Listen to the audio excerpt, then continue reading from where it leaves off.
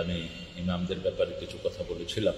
তো সেখানে আমার মূল কথাটা ছিল ওই ফ্যাসিস্টের সময় যে ইমামরা বিশেষ করে আমাদের হক্কানি আলেমদেরকে ধরার ব্যাপারে, বিভিন্ন রকমের কষ্ট দেওয়ার ব্যাপারে সহযোগিতা করেছে, তাদেরকে এখন বের করতে হবে। তো আসসালামু আলাইকুম ওয়া রাহমাতুল্লাহি ওয়া বারাকাতুহু। আলহামদুলিল্লাহ ওয়াসসালাতু ওয়াসসালামু আলা রাসূলিল্লাহ বা'দ। আউযু বিল্লাহি মিনাশ শাইতানির রাজীম। বিসমিল্লাহির রাহমানির রাহিম। واعتصموا بحبل الله جميعا ولا تفرقوا وقال رسول صلى الله عليه وسلم انصر اخاك ظالما كان او مظلوما او كما قال عليه الصلاه والسلام। প্রিয় ভাই এবং বোনেরা, আল্লাহ শুকরিয়া আদায় করছি। আলহামদুলিল্লাহ, আমরা ইসলামের জন্য, কোরআনের জন্য, বিশেষ করে আল্লাহ রশিকে মজবুত করে ধারণ করার জন্য যে কোনো কোরবানি আমরা দিতে রাজি আছি। আলহামদুলিল্লাহ, বাংলাদেশের আপামর জনতা এবং নামাজি মুসল্লিরা সবাই এ ব্যাপারে একমত। বেশ কয়েকদিন আগে সিরাতুন নবীর একটা প্রোগ্রামে আমি ইমামদের ব্যাপারে কিছু কথা বলেছিলাম।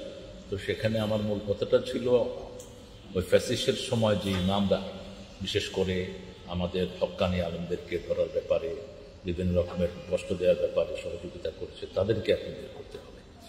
তো এখানে দর্শে নিজামির কথা এসেছে, আমার ভাইরা হয়তো মনে দুঃখ পেয়েছেন, আমি ক্ষমা সুন্দর দৃষ্টি আকর্ষণ করছি।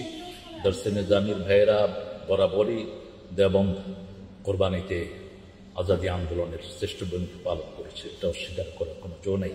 এবং আমাদের বাংলাদেশের সকল আন্দোলনেও এদের কোরবানি ছিল, আলহামদুলিল্লাহ, হেফাজতে ইসলাম সহ। সেজন্য আমরা একই গ্রন্থে গঠিত, আমরা একই সূত্রে গঠিত।